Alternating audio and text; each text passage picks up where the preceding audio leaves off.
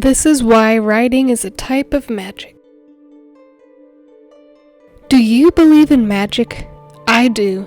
And no, I'm not talking about the ability to do supernatural things the way wizards do. Magic in real life is the ability to ignite a passion for something within someone else. Magic is the ability to change people's lives in a positive way, oftentimes without knowing it. My favorite type of magic is writing. Mechanically and grammatically, writing can be frustrating and distracting, but once you've mastered the fundamentals, however, it will become one of the most powerful tools to self-discovery, to seeing what's hidden inside your soul, to incite emotions in others. Writing can be anything you want it to be because it has that much freedom. The general perspective on writing is rather mediocre.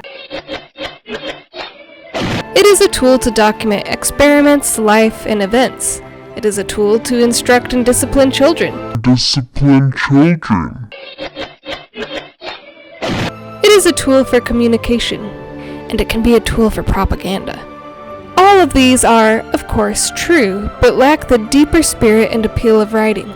Once you understand how the magic of writing works, your perspective on it will change, and suddenly it will become the activity you crave to do regularly. The first magical thing about writing that I think about all the time is that it gives both readers and writers a chance to time travel. Think about it. No one will ever read a piece of work as it is being written on the page, except for the writer. When you write, you're specifically addressing an audience of the future, even if the audience is only a future you. That future you will get to see the communication from a past you. The you who had a different view on the world, a vastly different set of hopes and dreams, and even different beliefs. My past self has reminded me of what life used to be like. She has also been wiser than I am now at times, and her advice is exemplary. Sometimes she tells me how embarrassingly stupid and ridiculous I could be, but this important information reveals that I have not remained stagnant in progression, but have grown. It's more fascinating to think of the time travel that happens with an audience. You may never meet all those people you are addressing. You cannot tailor your work to fit those people's needs, which creates more honest writing, and, in turn, touches people's souls more poignantly. Classic novelists from the past few centuries could never have guessed that they would still be telling us stories long after they have passed away. Writers will never see the moments where their readers open their books. On trains, on planes, in their reading trees, in a reading nook, under their bed covers with a flashlight, and heaven knows where else. The writers don't get to see how the same words create a broad range of reactions from tears to fear to smiles. There's a bond formed between writer and reader, and it transcends space and time. That is truly magical. Another magical thing about writing comes from the power of words and their ability to introduce concepts other brains have not considered before. It is amazing that we can conceptualize any idea we have ever thought of before, or any discovery made in the world, both real and fictitious, with words to incite the same exact idea in someone else's brain. And all we need to do in order to do that is to pick just the right words. You have to admit, this is cool. But even more amazing is the ability to incite powerful emotions in others. No matter how many times I read The Raven by Edgar Allan Poe, I find myself choking up.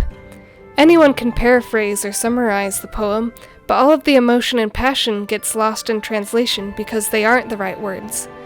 People have written important speeches that are still remembered to this day because just the right words were chosen.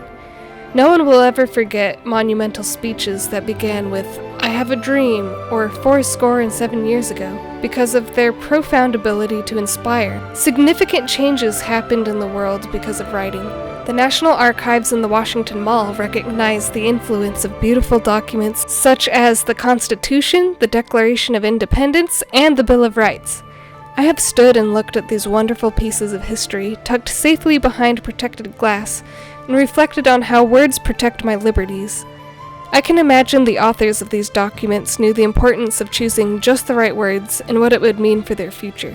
Men were created with certain unalienable rights.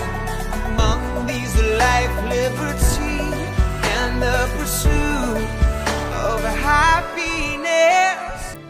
Yes, that is magic.